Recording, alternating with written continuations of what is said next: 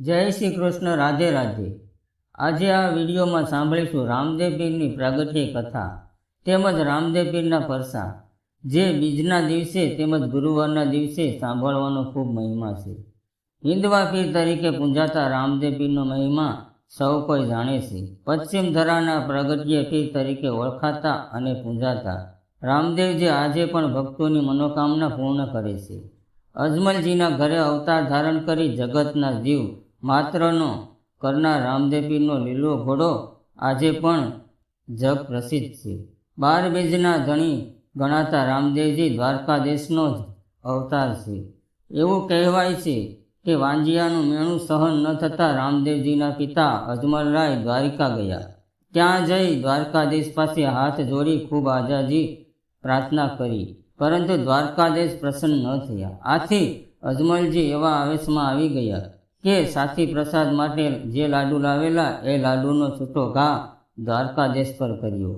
અજમલજીની આવી ગાંડી ગયેલી હરકતો જોઈ પૂજારીઓએ તેમને ત્યાંથી બહાર નીકળવા કહ્યું અને કહ્યું કે ભાઈ, સાસી દ્વારિકા તો દરિયામાં છે, ત્યાં જાઓ તો તમને દ્વારકાધીશ મળશે। કહેવાય છે કે આ વાત સાંભળતા જ અજમલજી દરિયા તરફ દોડ્યા। કોઈ રોકે એ પહેલાં તો દરિયામાં છલાંગ લગાવી દીધી। સાગરના તળિયે દ્વારકાધીશ અજમલજીને લેવા સામા આવ્યા। આ તો ભગવાન દ્વારકાધીશ જેણે ભક્તની મદદ કરવા ઉઘાડા પગે દોડ મૂકી। પ્રભુના કપાળમાં પાટો બાંધેલો જોઈ ને અજમલજીએ પૂછે છે કે પ્રભુ, આ તમને શું થયું?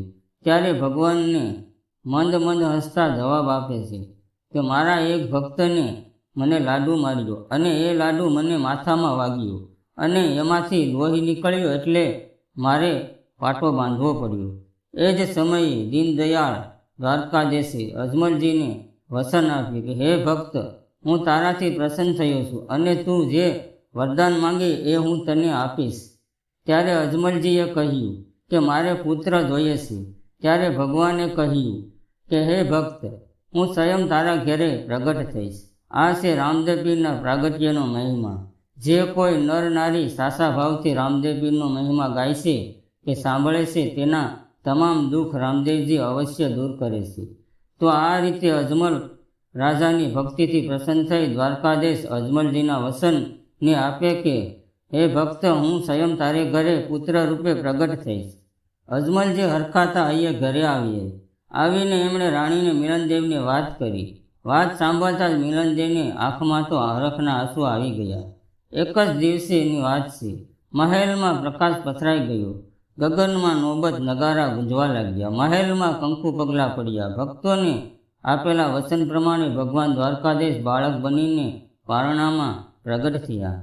અજમલરાય અને મિલનદેવી સાથે આખા નગરે પ્રભુના આગમનની આનંદ અને ઉલ્લેખથી વધાવી લીધું। ઘરે ઘરે આસુપાલવના તોરણ બાંધ્યા। મિલનદેવના આનંદનો પાર નથી।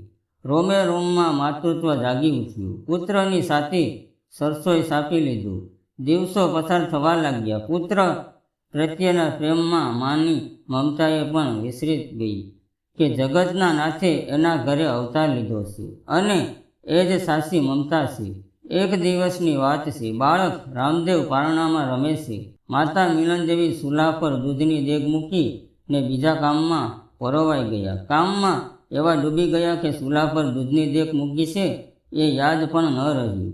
પારણામાં સૂતેલા પ્રભુએ જોયું કે ચૂલા પર દૂધની દેગમાં ઉભરો આવ્યો છે।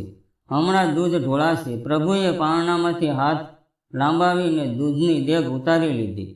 થોડી વારે મિલનદેવને ચૂલા પર મૂકેલી દૂધની દેગ યાદ આવી। હાફલા ફાફલા એ તો ત્યાં દોડી આવ્યા। આવીને જોયું તો દેગ કોઈએ ઉતારી લીધી છે। મિલનદેવી વિચારમાં પડી ગયા કે બીજું તો કોઈ ત્યાં છે નહીં। દેગ ઉતારી કોણે? છેલ્લે પારણામાં પોઢેલા અને હાથમાં હાથ પગ ઉછાળતા પુત્ર પર નજર પડી।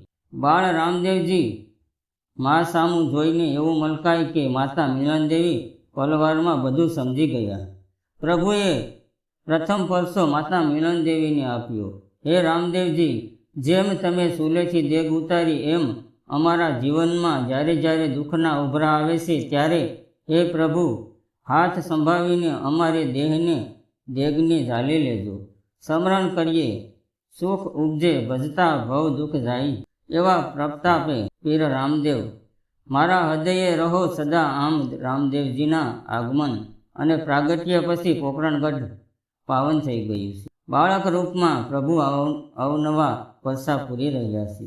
જ્યાં જ્યાં રામદેવજીના પગલાં થાય છે ત્યાં ત્યાં નર નારીઓ ટોળે વળે છે. એક દિવસની વાત છે. એક વણઝારો પોઠું લઈને આવ્યો. પોઠુંમાં મીઠી મધ જેવી મિશ્રી ભરી છે. પોકરણગઢના પાદરે રામદેવજી પોતાના બાળ મિત્રો સાથે ગેડી દડે રમે છે. વણઝારો પોતાની પોઠું લઈને ત્યાંથી પસાર થયો. ત્યારે રામદેવજીએ પૂછ્યું કે ભાઈ, આ પોઠુંમાં શું ભર્યું છે? વણઝારાએ વિચાર્યું કે જો હું સાચું બોલીશ કે આમાં મિશ્રી ભરી છે તો મારે રાજનું દાણ ભરવું પડશે. રાજના દાણથી બચવા માટે વણઝારો ખોટું બોલ્યો અને કહ્યું કે કુંવર, આ પોઠુંમાં તો ઋણ એટલે કે મીઠું ભર્યું છે. એ જમાનામાં મીઠા પર કોઈ કર ન હતો. રામદેવજીએ હસતા હસતા વણઝારાને જવા દીધો. વણઝારો મનમાં મલકાયો કે ખોટું બોલીને રાજનું ઋણ ન ભર્યું. એ વાતનો આનંદ છે. ઘણા જીવ આ વણઝારા જેવા હોય છે. જરા જેટલી લાલચમાં જગદીશને એટલે કે જગતના નાથને ઓળખી નથી શકતા. આગળ જતાં આ વણઝારાએ વેપાર કરવા માટે પોઠું ખોલ્યું. જોયું તો પોઠુંમાં મિશ્રીને બદલે લૂણ ભરેલું છે. હાફલા ફાફલા થઈ ગયેલા વણઝારાએ એક પછી એક બધી જ પોઠું તપાસી, પણ બધી જ પોઠુંમાં મીઠું ભરેલું જોઈ વણઝારો તો રડવા જેવો થઈ ગયો. એક જ પળમાં લાલચના વાદળો વિખરાઈ ગયા.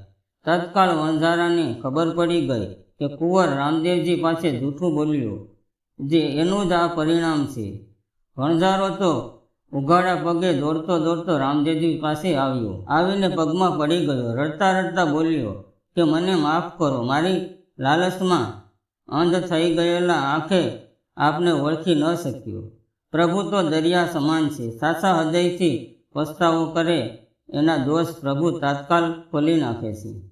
રામદેવજીએ વણઝારા માથે હાથ મૂક્યો. તત્કાલ મીઠું પાછું મિશ્રી બની જાય. બોલો પ્રગટ્ય વસાધારી રામદેવ પીરની જય.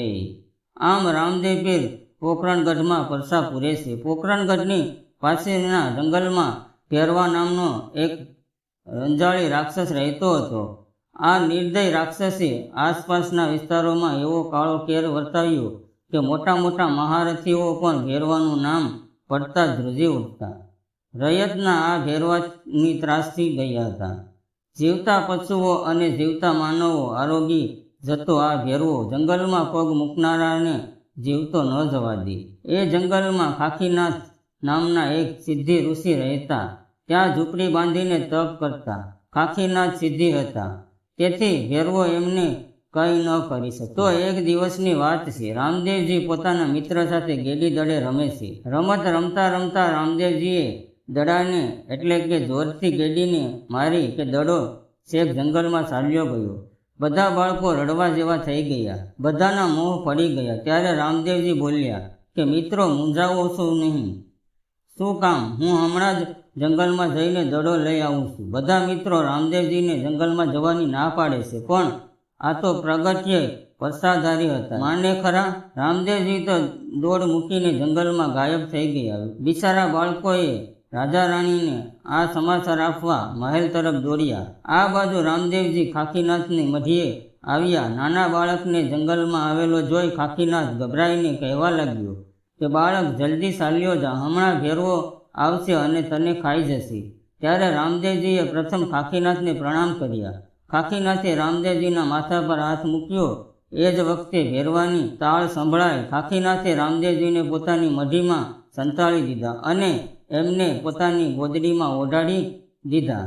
એટલામાં માણસ ગંધાઈ ખાવ એવા તાળા પાડતો ભેરવો આવ્યો અને જોર જોરથી ઊંડા શ્વાસ લેતો ખાખીનાથને કહેવા લાગ્યો કે મને અહીંયા માણસની ગંધ આવે છે. ત્યારે ખાખીનાથ બોલ્યા કે માણસમાં તો અહીં એક હું જ છું, મને ખાઈ જા. પણ આ તો ભેરવો. ખાખીનાથની વાત સાંભળ્યા વગર માણસ ગંધાય ઝૂંપડીમાં આવ્યો. દોડીને ઓઢેલા સૂતેલા બાળકને જોતા એના મોંમાં પાણી આવી ગયું. ઘણા દિવસો પછી આવું કુમળું માંસ ખાવા મળશે એ વિચારી ભેરવો હરખવા લાગ્યો. ભેરવાએ ગોદડીનો શેડો પકડીને ઘા કર્યો, પણ ગોદડી લાંબી હતી. ભેરવોએ તો માંડ્યો ગોદડી ખેંચવા. જેમ જેમ ભેરવો ગોદડી ખેંચે છે તેમ તેમ ગોદડી લાંબી થતી જાય છે, ત્યાં સુધી કે ભેરવો જેવો ભેરવો પરસેવે રેપ થઈ ગયો, હાંફવા લાગ્યો, પણ ગોદડી મૂકતી નથી. આખરે રામદેવજીએ વિચાર કર્યો કે હવે ભેરવાની શાન ઠેકાણે લાવવાની જ પડશે. એક ઝાટકે ગોદડીનો ઘા કરીને રામદેવજી ઊભા થયા. ભેરવાએ તાળ પાડી. ભેરવો અને રામદેવજી રણે ચડ્યા. ભેરવો મોટા મોટા વૃક્ષો મૂળ સોતા તોડીને રામદેવજી પર ફેંકે છે, પણ રામદેવજી જ્યાં હાથ આડો કરે છે ત્યાં જ વૃક્ષ સ્થિર થઈ જાય છે. ભેરવાએ ફેંકેલી પથ્થરની મોટી મોટી શિલાઓ રામદેવજીને પછમાત્ર ફૂલો દડો બની જાય છે. આખરે ભેરવો થાકી ગયો. એને લાગ્યું કે નક્કી આ માયાવી બાળક મને મારી નાખશે. મોતના ભયથી ડરી ગયેલો ભેરવો રામદેવજીના પગમાં પડીને માફી માટે કરગરવા લાગ્યો. દયાળુ રામદેવજીએ એને મારી નાખવાના બદલે એક ઊંડી ગુફામાં ભંડારી દીધો અને કહ્યું કે દર વર્ષે તને અહીં જ તારો ભાગ મળી જશે. હવેથી કોઈને હેરાન ન કરતો.